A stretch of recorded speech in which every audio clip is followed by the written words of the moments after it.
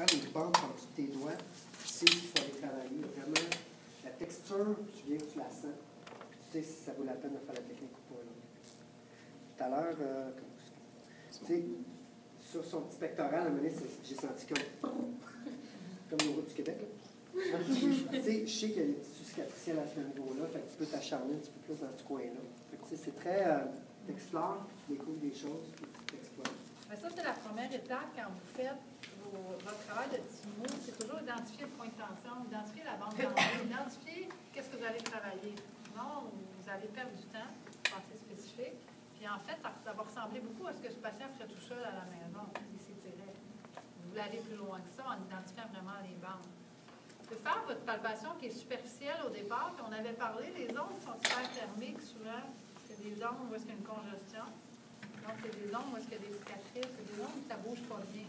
Et des fois, la palpation, on ne touche pas, on fait juste se promener, puis on va les sentir, surtout dans le dos. On va sentir les régions avant même de mettre la main dessus.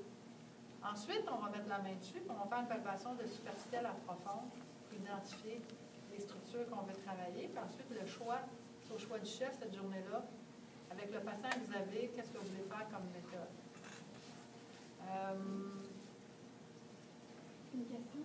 Oui. Tu fais là, en bougeant dans le souffle, tu bouges ton petit peu?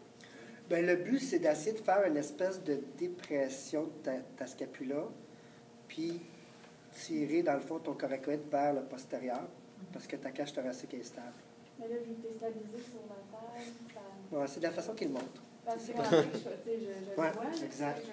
C'est comme ça qu'il montre. Ouais, okay. Tu pourrais peut-être le faire assis, mais là, tu sais, comme c'est pas évident que... Mais oui, tu as partiellement raison.